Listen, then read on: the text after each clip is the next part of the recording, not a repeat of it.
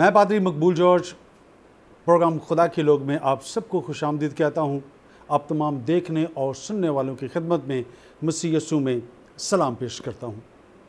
नाज़रीन, जब हम मसीह यीशु के बारे में बात करते हैं, मसीह यीशु की जब हम ज़मीनी खिदमत के बारे में बात करते हैं, जब हम शिफा के बारे में बात करते हैं, जब हम किसी बीमारी, किसी मुश्किल, किसी तकलीफ़ के बारे में बात करते हैं, तो मेरे अज़ीज़ों, कोई और नहीं बल्कि एक ही हस्ती है जिसका नाम हमारे ज़हनों पर आता है। एक ऐसा ही नाम, एक ऐसी ही हस्ती जिसका नाम हमारे ज़ुबानों पर आता है, और वो कोई और नहीं बल्कि वो मसीह यीशु की ज़ात अक़दस है। क्योंकि एक यही ज़ात है जो मुझे और आपको हमारी मुश्किलों से, हमारी बीमारियों से, हमारी तकलीफ़ों से हमें मखलसी देती है, निजात देती है, रिहाई देती है। जब हम मसीह यीशु की ज़मीनी खिदमत के बारे में बात करते हैं तो तमाम अनाजील में हम देखते हैं कि मसीह यीशु जहाँ से भी गुज़रा, वो किसी गली, कूचे, शहर, कस्बे, गांव या शहर से, तो हम उसके पीछे एक भीड़ को देखते हैं, और हम इस बात को भी देखते हैं कि उस भीड़ में हम लोगों को बीमार, जो मफलूज हैं, जो मुख्तलिफ बीमारियों में मुब्तला हैं, लेकिन यीशु सबको शिफा देता है। इससे मुराद कि हम यीशु को हम शिफा का मंबा कहते हैं, क्योंकि शिफा उसमें से निकलती है। हम यीशु के बारे में इस बात को भी देखते हैं कि वो कहता है कि जा तेरे ईमान ने तुझे अच्छा किया। और हम इस बात को भी देखते हैं कि जब लोग उसके पीछे चलते हैं, जब भीड़ उसके पीछे चलती है और वो जहाँ से गुजरता है, तो हमने मुख्तलिफ आवाज़ों को भी सुना है, उनकी भी बाज़ गश्त को हमने सुना है। कोई कहता है कि ए इब्ने दाऊद हम पर रहम कर, कोई कहता है कि हम पर तरस खा, कोई कहता है कि हमें शिफा दे। और यीशु कहता है कि तुम क्या चाहते हो कि मैं तुम्हारे लिए करूं। वो इत्क़ाद के साथ, वो ईमान के साथ, वो भरोसे के साथ उससे मांगते हैं और वो उन्हें देता हुआ दिखाई देता है। आज भी हम मुख्तलिफ़ क्रूसेस के अंदर, मुख्तलिफ़ इज्तिमाओं के अंदर, मुख्तलिफ़ मजहबी सेमिनार्स के अंदर भी हम आज देखते हैं कि खुदा के लोग, उसकी चरागाह की भेड़ें जो उस पर भरोसा रखती हैं, उस पर ईमान रखती हैं, वो आज भी चिल्लाकर, आवाज़ देकर उससे कहती हैं कि ऐ इब्ने दाऊद हम पर रहम कर, और वो उन पर रहम करता है, तरस खाता है और उनकी बीमारियों से उनको वो शिफा देता हुआ दिखाई देता है। आज का हमारा मौजू बाल मुक़द्दस में से शिफा। हम शिफा को कैसे हासिल कर सकते हैं? हम जो यकीनन इंसान जो औरत से पैदा होता है, बाल मुक़द्दस कहती है कि वो थोड़े दिनों का दुखों, तकलीफ़ों और बीमारियों से भरा है, लेकिन क्या हम जब मसीह यीशु पर ईमान ले आते हैं तो फिर हम उस पर एतक़ाद रखते हैं, भरोसा रखते हैं, तो फिर हम अपनी इन बीमारियों से शिफा याब हो जाते हैं। आज इसी मौजू पर हम खुदा की कलाम में से सीखने और जानने की कोशिश करेंगे। और आज के इस प्रोग्राम में हमारे मेहमान हैं खुदा के खादम, जिनका ताल्लुक़ रावलपिंडी से है, FGA मिनिस्ट्री से में वो खिदमत को सरअंजाम दे रहे हैं। आए उनसे मिलते हैं और आज के इस मौजू पर अज़्र बाइबल मुक़द्दस हम सीखने जानने की कोशिश करते हैं। खुदा के खादम पास्टर शाहिद गिल साहब। पास्टर साहब, आज के इस प्रोग्राम में आपको खुशामदीद कहता हूं, जो कि हम आज शिफा के हवाले से है। तो थैंक यू वेरी मच, आपकी शुक्रगुज़ार हैं हम आपके कि आपने हमें मौका दिया, हमें टाइम दिया कि हम इस मौजू के ऊपर आपसे हम बात कर सकें। Thank you so much. सबसे पहले खुदा यीशु मसीह के खूबसूरत जलाली और बाबरकत नाम में आप सब देखने वालों को पास्टर शाहिद गिल का बहुत बहुत सलाम कबूल हो। और मैं खुदा की शुक्रगुज़ारी करता हूँ आज इस वक्त के लिए कि खुदावन ने ऐसा मुमकिन किया है कि आज यहाँ पर आ सकूँ और खुदा के अजीम खादिम पास्टर मकबूल जॉर्ज के साथ मिलकर हम शिफा के बारे में बात कर सकें, ताकि लोग देखें और बरकत पाएँ। सो मैं गवाही टेलीविज़न के लिए थैंक्स करता हूँ खुदा उनका, और खुदा के अजीम खादिम सरफराज विलियम साहब के लिए खुदा उनकी तारीफ़ करता हूँ कि खुदावन ने ये एक बड़ा विज़न जो है उनको दिया है और वो सारी दुनिया में इंजील की मुनादी कर रहे हैं। Thank you sir. हम अपने प्रोग्राम का बाकायदा आगाज़ करते हैं। जैसे हम शुरू में हमने इस बात को तमीज़ में भी लिया कि हमारा जो आज का मौजू है वो शिफा के हवाले से। तो मैं सबसे पहले जानना ये चाहूँगा कि शिफा से मुराद क्या है? इसे अगर हम समझना चाहें तो कैसे हम समझ सकते हैं कि शिफा क्या है?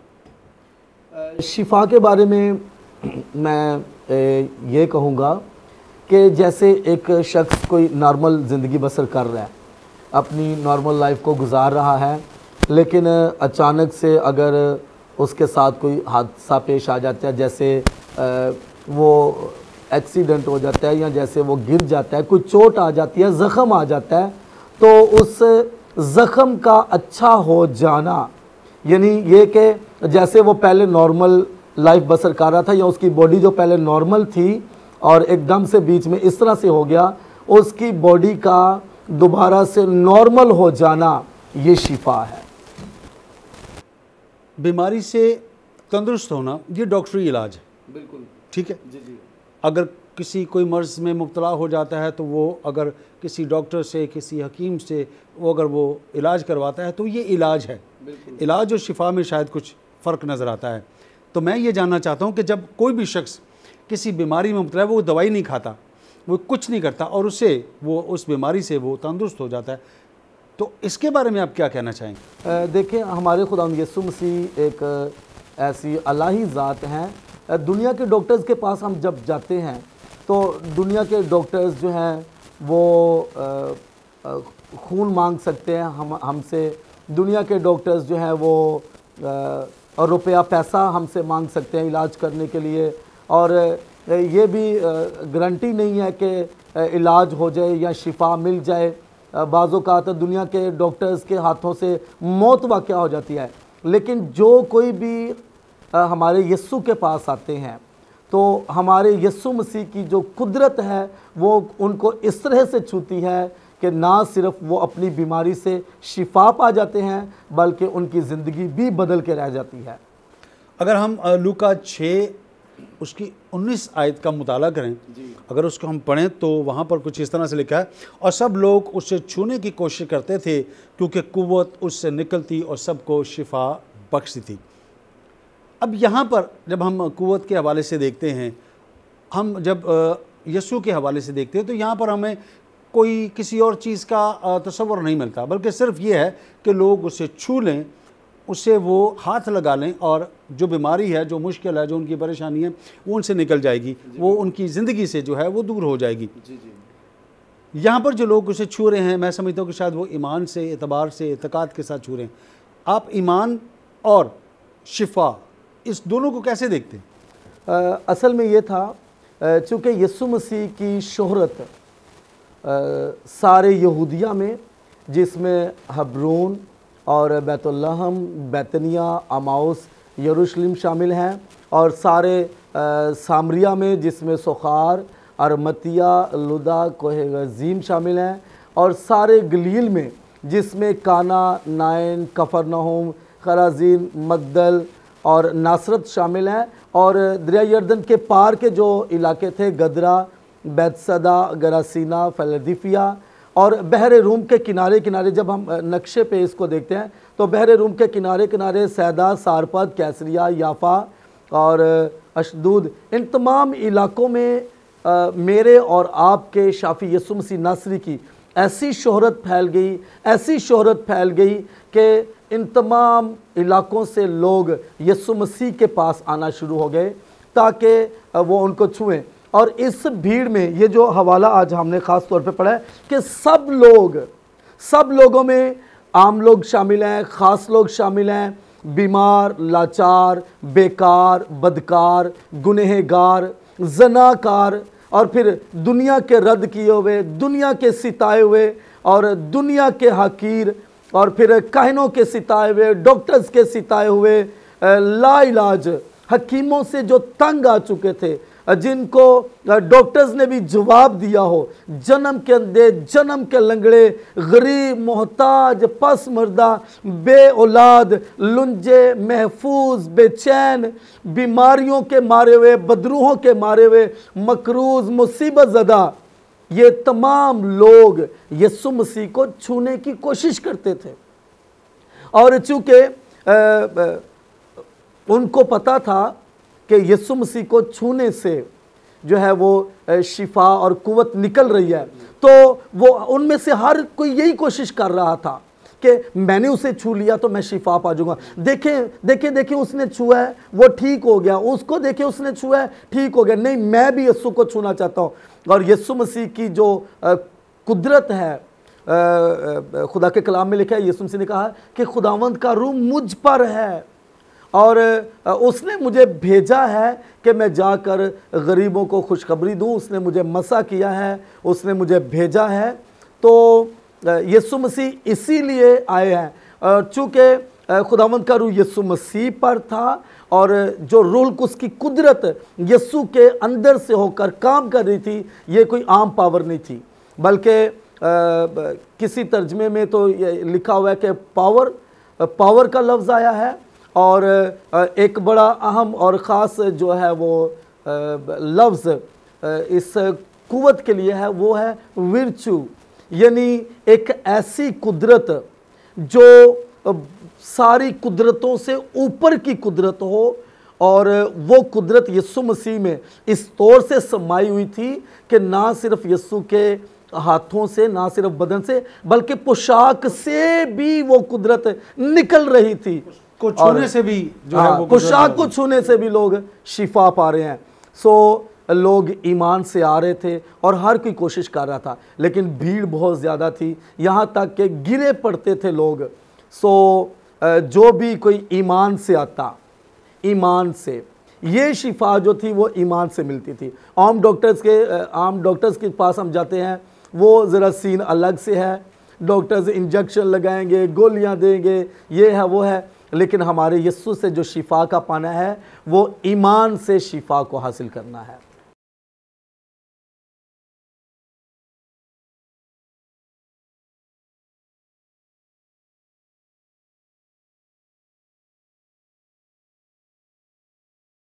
खुदा के कलाम में लिखा है इब्रानियों के ख़त में कि यीशु के पास आने वाले को ईमान लाना चाहिए, यानी जो कोई भी यीशु के पास है वो ईमान से आए, और ईमान के बग़ैर उसको पसंद आना ही नामुमकिन है। जो कोई भी आए ईमान से आए, और जो कोई भी आए, ईमान से मुराद है कि उनमें से बहुत सारे लोग तो वो यीशु मसीह के बारे में पहले से जानते थे कि यीशु आएंगे और वो लोगों को शिफा देंगे, मुजज़े करेंगे, जैसे कि पहले से पेशनगोइयाँ और नबूवतें हो चुकी थी। लेकिन अगर कोई जानता नहीं भी था तो वो भी इस बात को अपने अंदर ले चुका था कि शाफी यीशु मसीह है। यानी ईमान से मुराद है कि यीशु मसीह की इलाही कुदरत को मान लेना, यीशु मसीह की इलाही कुदरत पर यकीन कर लेना, हाँ, पुख्ता तरीके से उसको एक्सेप्ट कर लेना कि यीशु ही शाफी है, यीशु ही निजात दहिंदा है और यीशु के बगैर और कोई शाफी नहीं है। उस वक्त तो हजूरी का लेवल जो था वो बहुत आला दर्जे का था, यानी लोगों को कोई और डॉक्टर नज़र ही नहीं आ रहा, लोगों को कोई और शख्स नज़र ही नहीं आ रहा, हर एक की आंखें यीशु पर लगी हुई हैं। ऐसा समा, ऐसी हजूरी और ऐसी रूहानी बेदारी वहाँ पे उन दिनों में फैली हुई थी कि हर एक की आंखें यीशु की तरफ ही लगी हुई। मैंने छू लिया तो मैं शिफा पाऊँगा। सो जो कोई भी ईमान से छूता था, एक औरत 12 साल से जो बीमार थी, तो ईमान से छूना ये कंडीशन रख दी गई थी कि छूना है, लेकिन ईमान के साथ छूना है। जी, जो कोई ईमान से छूता वो शिफा पाता। और मुमकिन है कि कोई जैसे फरीसी लोग कई दफ़ा आते थे, वो देखते भी थे मौज़ात, लेकिन उनके अंदर जो थी वो कोई खलल मौजूद था कि नहीं हम इस शख्स के बारे में नहीं, हम यकीन नहीं करते। तो जो कोई बग़ैर ईमान किया तो वो शिफा नहीं पाता था। बिल्कुल आज भी हमें ऐसा ही नज़र आता है कि अगर हम ईमान के साथ नहीं इस बात को लेते तो फिर हम शायद शिफा को भी नहीं हासिल कर पाते। बिल्कुल आज भी ऐसे ही है। यहाँ से लेंगे हम छोटा सा ब्रेक के बाद आकर हम दोबारा इसी बात से दोबारा हम शुरू करेंगे। नाज़रीन, हम बात कर रहे हैं आज के इस प्रोग्राम में शिफा के हवाले से। यकीनन जब हम ईमान से यीशु को छूते हैं, जैसे कि इस औरत ने उसको छुआ, उसकी पोशाक को छुआ और वो अपनी उस बीमारी से उसने शिफा को पाया, हमें भी ईमान के साथ यीशु को छूना है। हम इस प्रोग्राम को और आगे लेके चलेंगे। यहाँ हम लेंगे छोटा सा ब्रेक, कहीं जाइएगा मत, हमारे साथ रहिएगा। Stay with us.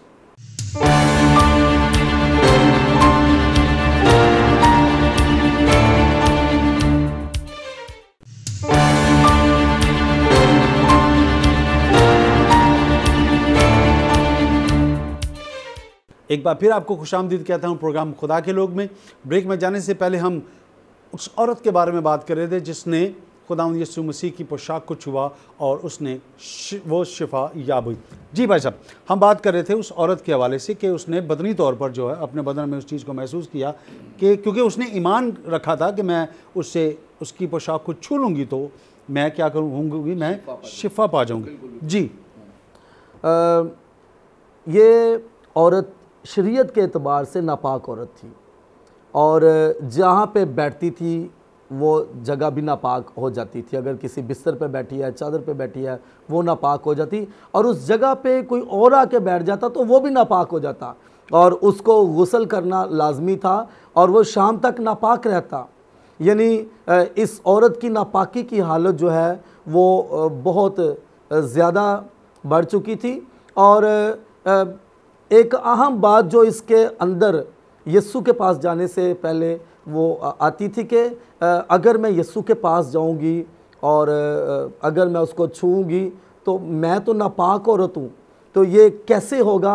अगर किसी दूसरे को पता चल गया कि इसने यीशु को छुआ है तो ये तो बहुत काम ख़राब है, क्योंकि ऐसी औरत अगर किसी को छू जाए वो भी नापाक हो सकता है। लेकिन यीशु मसीह के अंदर जो कुदरत और कुव्वत पाई जाती थी, वो अगर ऐसा शख्स भी यीशु की पोशाक को छू लेता है या यीशु को ईमान से छू लेता है तो नापाकी उधर नहीं जाती थी, बल्कि वो कुदरत इस तौर से ऐसे शख्स को छू लेती थी कि उसकी नापाकी और उसकी बीमारी ख़त्म हो जाती थी। हाँ जी, यीशु मसीह के अंदर से जो कुव्वत निकल रही थी वो ना सिर्फ जिस्मानी तौर पे मौजज़ा कर रही थी, ना सिर्फ उस कुव्वत के अंदर ये तासीर थी कि सिर्फ जिस्मानी मौजज़ा नहीं करना, बल्कि ये कुव्वत जब निकल रही थी तो लोगों को जिस्मानी तौर से भी शिफा दे रही थी, उसके बाद और रूहानी तौर पे भी वो शख्स बदल के रह जाता और रूहानी तौर पे भी वो कुव्वत उनको छू रही थी। और यहाँ तक कि अगर कोई शख्स जो है वो हरामकार होता या जनाकार होता या बदचलन होता, जो मैं ख़ास बात करना चाहता हूँ, जैसे वो औरत इतर भी लेके आ गई, इतना महंगा इतर, अगर कोई उसको उसके पास आता और वो बदचलन होता, यीशु की जो अंदर से ये जो कुव्वत निकल रही थी, अगर कोई बदचलन भी आता तो वो उसके किरदार को चेंज करके रख देता और वो हमेशा हमेशा के लिए बदल जाता। सो ना सिर्फ जिस्मानी मौजा है बल्कि वो रूहानी तौर पे भी शिफा पा जाता, और अगर उसका किरदार गलत है तो वो उसका किरदार बहुत अच्छा हो जाता, और अगर उसका इखलाक गलत है अखलाकी तौर पे ठीक हो जाता, जहनी तौर पे ठीक हो जाता, और जिस्मानी रूहानी किरदारी हर हवाले से ये कुव्वत जिसके अंदर भी जाती थी तो ये सिर्फ एक एंगल से काम नहीं करती थी, बल्कि जिस तरह का वो शख्स होता था उसी तरह से उसको छूती और शिफा दे दी। क्या शिफा जो है, अगर हम कोई शख्स गुनाहगार है जी, तो क्या गुनाह का अगर इकरार वो करता है तो शिफा का रास्ता या शिफा की जो राह है वो हमवार हो जाती है? बहुत सारी बीमारियां गुनाह के बायस हैं, बहुत सारी परेशानियां लोगों की ज़िंदगियों में गुनाह के बायस हैं, बहुत सारे मसाइल ज़िंदगियों में गुनाह के बायस हैं। हाँ, कुछ बीमारियां इस तरह से भी ज़िंदगी में पाई जाती हैं किसी की ज़िंदगी में कि खुदा का जलाल ज़ाहिर हो, ना वो उनका गुनाह होता है ना उनके बाप दादा का, बल्कि इसलिए कि खुदा का जलाल ज़ाहिर हो। लेकिन मोस्टली देखने में ये आया है कि गुनाह के बायस से लोगों की ज़िंदगियों में बीमारियां पाई जाती हैं। मैं यहाँ पे एक बात ये करना चाह रहा हूँ कि बाज़ औक़ात ऐसा हुआ है कि किसी शख्स को पता ही नहीं कि मेरी बीमारी किस वजह से है, और उस बीमारी के पीछे इब्लीस का हाथ होता है, किसी जादूगर का या किसी बदरू का। तो जब दुआ की जाती है तो वो सामने आ जाता है, और जब हम यीशु के नाम में उसको ख़त्म करते हैं, निकाल देते हैं, तो वो उसकी बीमारी भी चली जाती है।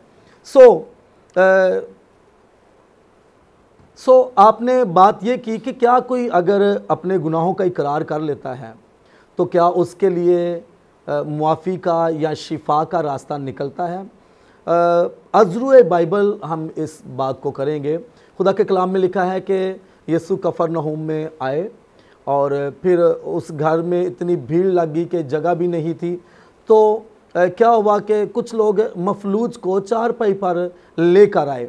तो जब जगह उन्होंने ना देखी तो उस छत को उधेड़ा और उसकी चारपाई को, उस खटोले को नीचे जो है वो नीचे उन्होंने लटका दिया और नीचे उस घर में रख दिया। तो यीशु मसीह ने सबसे पहली बात जो की वो ये कही कि जा बेटा तेरे गुनाह मुआफ़ हुए। पहले ये नहीं कहा कि उठ अपनी चारपाई उठा और अपने घर चला जा, नहीं। बाइबल की तरतीब ये है, मैं इसको यूँ लेना चाहता हूँ कि बाइबल की तरतीब ये है कि खुदावंद पहले हमारे गुनाहों को बख्शना चाहते हैं। असल में जो बात है कि लोग सिर्फ जिस्मानी शिफा को ढूंढते हैं, हम वफ़ादार हों या ना हों, खुदा के साथ चलें या ना चलें, दुआ करें या ना करें, हम चर्च जाएं या ना जाएं। नहीं नहीं, यीशु मुझे ठीक कर दे, यीशु मुझे ठीक कर दे, मैं फिर अपनी मनमानियाँ करूं। लोग आजकल शिफा को ज़्यादा ढूंढते हैं, शाफी को ढूंढने की कोशिश नहीं करते। जो शिफा देने वाला है वो तो खुदावंद यीशु मसीह है। जब तक हमें उसकी पहचान नहीं है, हम कैसे, हाँ कई दफ़ा ईमान लाने से मौज़ा हो जाता है। कलाम में लिखा है ईमान लाने वालों के दरमियान मौज़े होंगे। वहाँ पे ये इस तरह से नहीं लिखा कि ईमानदारों के दरमियान, बल्कि ईमान लाने वालों के दरमियान। तो खुदा की कुदरत ईमान लाने वालों के दरमियान मौज़ा कर देती है। किस लिए? जब उनकी ज़िंदगी में मौज़ा आता है तो वो शख्स भी यीशु की तरफ खींचा चला आता है। जो कोई यहाँ पे जो मफलूज के साथ यीशु मसीह ने बात की कि जा बेटा तेरे गुनाह मुआफ़ हुए, यीशु मसीह की जो पहली मर्ज़ी है, पहली रज़ा है, वो ये है कि वो गुनाहों को मुआफ़ करें। हाँ, पहली मर्ज़ी ये है कि वो उसके गुनाहों को मुआफ़ करें, उस शख्स की ज़िंदगी से गुनाहों को ख़त्म करें। और यीशु मसीह के कफ़ारा देने का मकसद भी यही है कि लोग गुनाहों से आज़ाद हों। यीशु मसीह का दुनिया में आने का मकसद भी यही है कि लोग गुनाहों की कैद से रिहाई हासिल करें। तो यीशु मसीह ने जो अपना लहू, कीमती लहू बहाया, वो इसके लिए एक बड़ा प्यारा लफ्ज़ आया है कि खुदावंद के लहू की कुदरत ने ऐसा कर दिया कि गुनाह को बेअसर कर दिया है। जो कोई यीशु मसीह को कबूल कर लेता है, जो यीशु मसीह को अपना निजात दहिंदा मान लेता है, गुनाहों की जो कुव्वत है, जो गुनाह की कुदरत है, वो बेअसर हो जाती है, बेअमल हो जाती है और लोग अपनी शिफा को हासिल कर लेते हैं। सो यीशु मसीह चाहते हैं पहले कोई अपने गुनाहों का इकरार करे, पहले गुनाहों से मुआफ़ी, और उसके बाद यीशु ने कहा जा अपनी चारपाई उठा और अपने घर चला जा। जब हम मत्ती रसूल की अंजील का मुताला करते हैं तो उसके 23वें बाब की 4थी आयत को जब देखते हैं तो वहाँ पर कुछ इस तरह से हैं, और लोगों की हर तरह की बीमारी और हर तरह की कमज़ोरी को यीशु क्या करता था? दूर कर रहा था। बिल्कुल। और उसकी अगर शोहरत की बात करें, हम 24वीं आयत में देखें तो उसकी शोहरत तमाम सूरिया में फैल गई, और लोग सब बीमारों को, जो तरह तरह की बीमारियों तकलीफ़ों में गिरफ्तार थे और इनको जिनमें बदरुएँ थी और मिर्गी वालों को और मफलूजों को उसके पास लाए और उसने उनको अच्छा किया।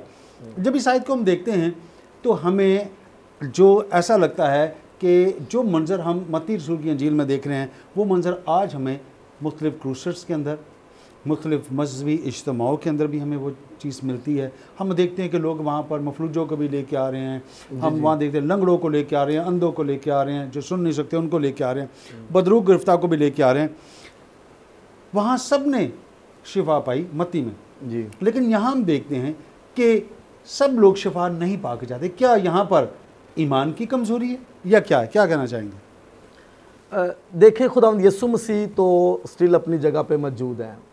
उनकी कुदरत कल, आज, बल्कि अब तक यकसा है। और खुदावंद यीशु मसीह के बारे में यूहन्ना की इंजील पहले बाब में लिखा है कि उसमें ज़िंदगी थी, यीशु में ज़िंदगी थी। ये जो ज़िंदगी का लफ्ज़ है, ये मौत के उलट लफ्ज़ है, उसके मुतज़ाद में है।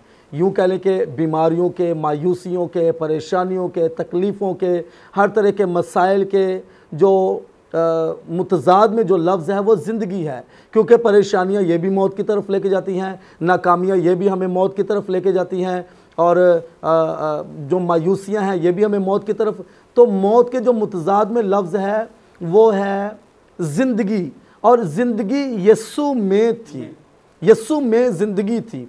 तो वो ज़िंदगी जो है वो दूसरों में मुंतकिल, खुदावंद यीशु मसीह दूसरों में उस ज़िंदगी को मुंतकिल करना चाहते थे। और सिर्फ जिस्मानी तौर पे बात नहीं हो रही, बल्कि जब हम पैदाइश की किताब का मुताला करते हैं तो वहाँ पे खुदा ने कहा कि जो बाग के बीच में जो दरख्त है उसके फल को ना खाना ना ही छूना, जिस दिन तूने खा लिया सो तू मरा।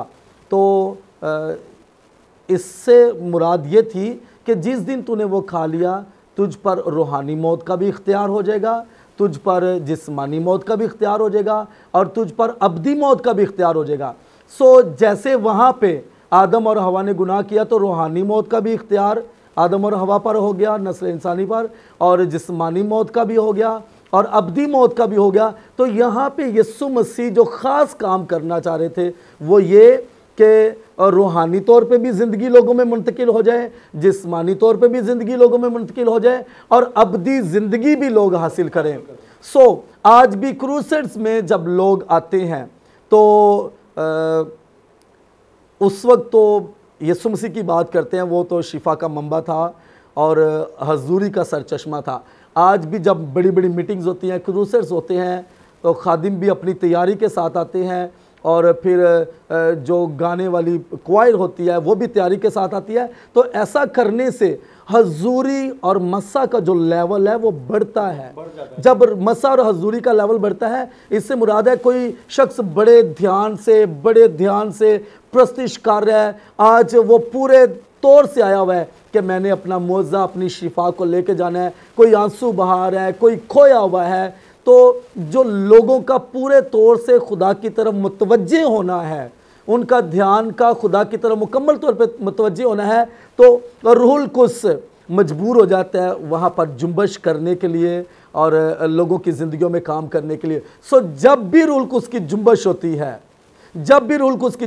है, तो उसकी जुम्बश के नीचे फिर मुजज़े और शिफाएँ जो जारी हो जाती है। सो जब लोग आते हैं तो यकीनन अब जो कोई भी ईमान से आता है वो अपना मौजा पा के जाता है, जो कोई उस हजूरी में।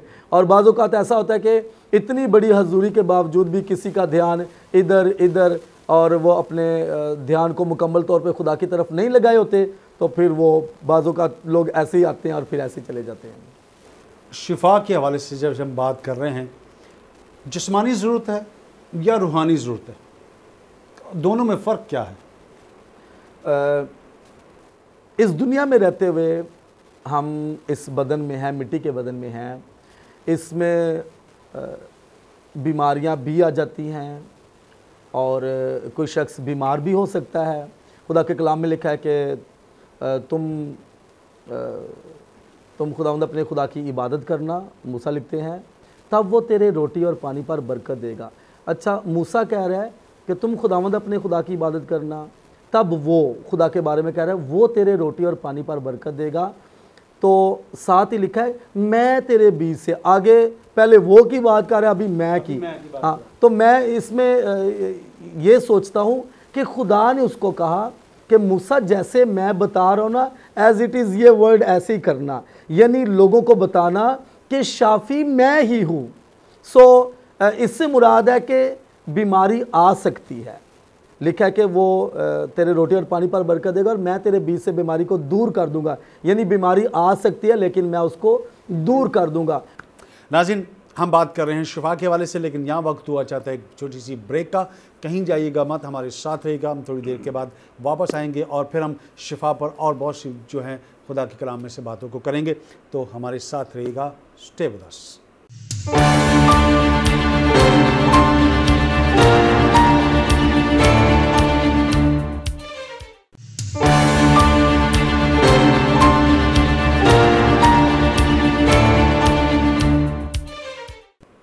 नाज़रीन, एक बार फिर आपको खुशामदीद कहता हूँ प्रोग्राम खुदा के लोग में। आज का हमारा जो मौजू है वो है शिफा। और जिन्होंने अभी अभी हमें ज्वाइन किया है, मैं आज बताता चलूँ कि आज के हमारे जो गेस्ट हैं वो खुदा के खादम जिनका ताल्लुक़ रावलपिंडी से है और FGM मिनिस्ट्री से में वो खिदमत को सर अंजाम दे रहे हैं, खुदा के खादम पास्टर शाहिद गिल साहब। ब्रेक में जाने से पहले हम बात कर रहे थे जिस्मानी और रूहानी शिफा के हवाले से। तो जिस्मानी शिफा के बारे में हम बात कर चुके थे। मैं चाहता हूँ कि आप जो रूहानी शिफा है वो अज़र बाल मुक़द्दस हम उसको कैसे देखते हैं? जिस्मानी जो हमारा बदन है, जिस्म में हम रह रहे हैं, सो बाज़ औक़ात ऐसा भी हो सकता है कि अगर कोई बीमारी बदन में लग गई है लेकिन हम अपने ईमान में पुख्ता हैं, हम निजात याफ्ता हैं, हम तौबाशुदा लोग हैं, अगर उस बीमारी में रहकर भी अगर कोई खुदावंद में ट्रांसफ़र हो जाता है, खुदावंद की हजूरी में चला जाता है, तो इससे कोई फ़र्क नहीं है। रूहानी शिफा का होना बहुत ज़रूरी है। रूहानी शिफा से मुराद है किसी शख्स का निजात याफ्ता होना, निजात याफ्ता होना ये ज़्यादा ज़रूरी है। आज हम प्रोग्राम का नाम भी जैसे खुदा के लोग, तो ये जो रूहानी होना है, निजात याफ्ता होना, ये खुदा के लोग, इनको हम कहते हैं खुदा के लोग, निजात याफ्ता लोग। इनके बारे में ये है ख़रीदे हुए लोग, और फिर मौत के असर से आज़ाद लोग, सज़ा से बरी लोग, फ़ज़ल वाले लोग, और निजात पाए हुए लोग, निजात याफ्ता लोग, तौबाशुदा लोग। और पौलुस रसूल ने इनके लिए एक बहुत प्यारा लफ्ज़ इस्तेमाल किया है, वो है नया मखलूक। नया मखलूक, नया मखलूक से मुराद है कि अगर कोई इंसान किसी इंसान से पैदा होता है तो उसको हम कहते हैं ह्यूमन बीइंग। ह्यूमन बीइंग, आम इंसान से जो इंसान पैदा हो रहा है, ह्यूमन बीइंग। लेकिन जो रूहानी पैदाइश है ये हमें आम आँखों से नज़र नहीं आती, लेकिन ये खुदा की सुपर नेचुरल पावर के ज़रिया से वाकई सच में ये एक नई पैदाइश हो रही होती है। सो ये जो रूहानी पैदाइश हो रही है ये रूल कुस की हजूरी के नीचे और by the blood of Jesus Christ, यीशु मसीह के खून के ज़रिया से ये रूहानी पैदाइश हो रही होती है। और वाकई ये पैदाइश वाकई हो रही होती है, ये हकीकत है कि ये पैदाइश हो रही होती है। और पौलुस रसूल इसको नया मखलूक कहते हैं कि वो नया मखलूक बन गया है। यानी जैसे आम इंसान होता है, ये इंसान से ऊपर का दर्जा है। जो नया मखलूक है ये ऊपर का दर्जा है। खुदा के कलाम ने ऐसे लोगों को जो हकीकी तौर पे निजात याफ्ता हो जाते हैं उनको ऊपर का दर्जा देता है, नया मखलूक है। मुख्तलिफ़ जगहों पर हम एतकाद को देखते हैं, मुख्तलिफ़ जगहों पर हम ईमान को देखते हैं, मुख्तलिफ़ जगहों पर हम छूने के हवाले से देखते हैं कि लोग शिफा पा रहे हैं। यहाँ पर एक सूबेदार है जी, आज भी हम इसको इस तरह से देखते हैं कि एक सूबेदार है और उसका नौकर बीमार है जी, और वो यीशु के पास आता है। बिल्कुल। और जब वो फरियाद करता है तो कहता है कि तू सिर्फ कह दे, जी, तू सिर्फ कह दे, जाने की जरूरत भी नहीं है। बिल्कुल बिल्कुल। तो इस ईमान की जो कंडीशन है, बड़ी तारीफ या की इस गई है। ईमान का जो दर्जा है, उसको आप कैसे देखते हैं? क्या आज हम अपने इर्द गिर्द के माहौल में इस तरह का ईमान हमें देखने को मिलता है या है? क्या कहना चाहेंगे? बहुत ही खूबसूरत आपने एक सच्ची कहानी बाइबल में से उठाई है और सामने ये तस्वीर खींच के आप सामने दिखा रहे हैं। सूबेदार ये एक ऐसा शख्स होता है, आर्मी का ऑफिसर, और इसके जो नीचे काम करने वाले होते हैं गालबन 100 शख्स एक सूबेदार के नीचे काम करता है। और सूबेदार एक ऐसी पोस्ट है जो 100 लोग नीचे इसके जूनियर्स हैं, जिसको वो कहता है, किसी शख्स को अगर कहे कि जा तो वो जाता है, या फिर अगर वो सिर्फ किसी को मैसेज ही भेज दे कि सूबेदार ने कह दिया फ़लाँ काम कर, तो वो करता है, उसको करना पड़ता है। क्यों? बिकॉज के ही हैज़ अथॉरिटी, उसके पास इख्तियार है, और वो अपने इख्तियार के इस्तेमाल से वो किसी शख्स को कह सकता है तू फ़लाँ काम कर, तू फ़लाँ काम कर, तू फ़लाँ जगह पे जा, तो वो जाता है। और जिसको वो कहता है आ, तो वो आता है। वो कहता है खुदावंद मेरे इख्तियार में भी बहुत सारे लोग हैं और मैं भी किसी के इख्तियार में हूँ। असल में वो यीशु मसीह को अपने ख्यालात का इजहार इस तरह से करना चाह रहा है, यीशु मसीह आप तो बहुत बड़ी ज़ात हैं, और ये बीमारियाँ, ये नाकामियाँ, ये मायूसियाँ, मैं इस लायक नहीं हूँ कि तो मेरी छत के नीचे आए, तू तो सिर्फ कह ही दे, तेरे पास इख्तियार है, तेरे पास अथॉरिटी है, और ये सब कुछ तेरे इख्तियार में है, तू यहीं ही से कह दे तो मेरा नौकर शिफा पा जाएगा। यीशु मसीह ने कहा ऐसा ईमान तो मैंने इसराइल में भी नहीं पाया। क्यों? हमारे लोग क्या कहते हैं, पास्टर जी हाथ रख के दुआ करें। नहीं, अच्छा अगर खादिम ने दुआ पहले कर भी दिया मीटिंग में और लोगों की ज़िंदगियों में काम हो गया, इसके अलावा इबादत के बाद फिर आ जाएंगे जी हाथ रख के दुआ करें। और हमें हाथ रख के ब्लेस करें। यहाँ तो इज्तिमाई तौर पर भी होती है, शख्सी तौर पर भी होती हाँ है, बिल्कुल। फिर जब आप बाहर निकल रहे होते हैं तब भी दुआ होती है, तब भी दुआ तो शायद हम इस तरह का इत्तेकाद हमें नजर नहीं आता।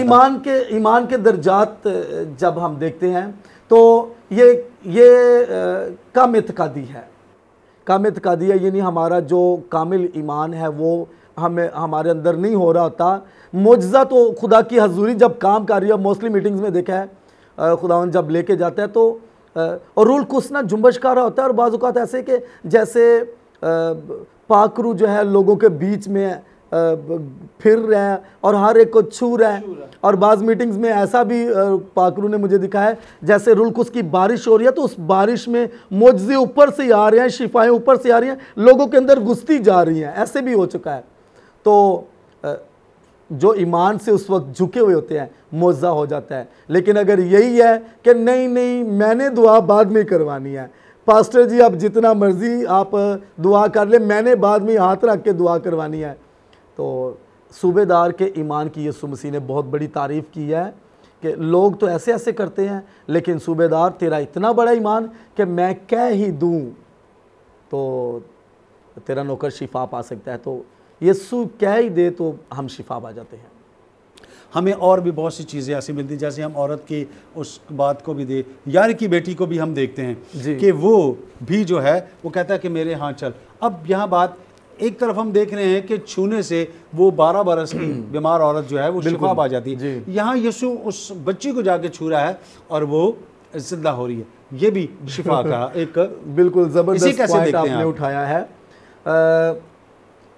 खुदा के कलाम में लिखा है कि यीशु मसीह जब जा रहे हैं, भीड़ बहुत ही ज़्यादा है, और एक सेकंड इसको यहाँ से कट कीजिएगा, मैं जब दोबारा बात करूँ तो सर अभी हमारे पास टाइम बहुत शॉर्ट है, तो इसको ज़रा ठीक हो गया, लंबी बात नहीं करेंगे, आप मुख्तसर सा करें ताकि हम एक दो और बातें हैं वो भी मैं चाहूँगा कि वो करें। जी सही हो गया।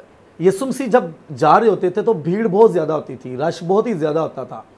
तो क्या हुआ है कि यायर आया है कि यीशु मेरी बेटी जो है वो बहुत सीरियस हालत में है, तू मेरे साथ चल और मेरी बेटी को शिफा दे। उसके अंदर ये बात है तू मेरे साथ चल, तू मेरे साथ चल, ईमान का जो यहाँ पे लेवल नज़र आ रहा है, तू मेरे साथ चल और चल के शिफा दे।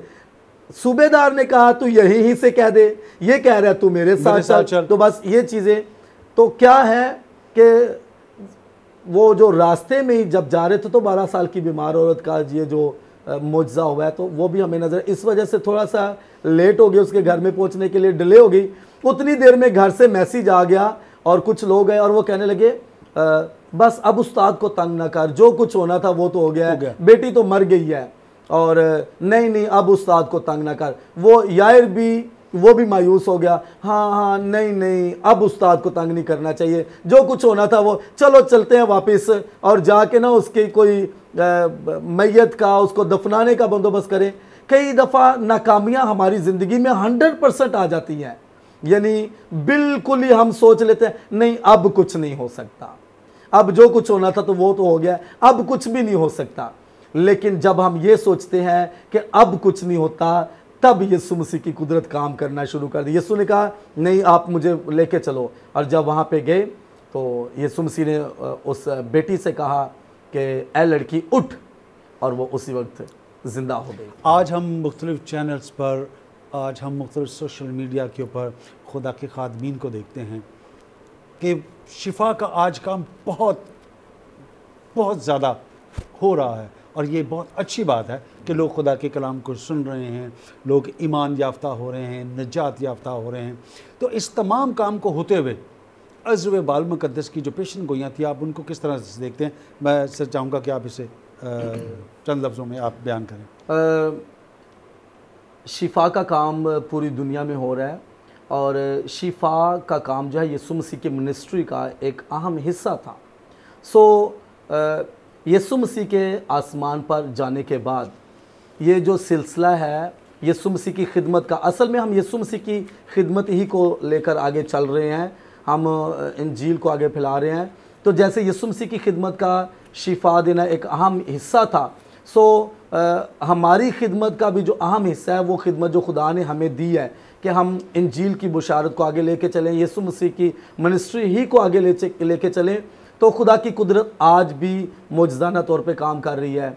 और यूँ कह लें कि खुदा यीशु मसीह ज़मीन पर रहते हुए लोगों की ज़िंदगियों में शिफा का काम करते थे, तो आज वो कुदरत हमारे ज़रिया से काम कर रही है।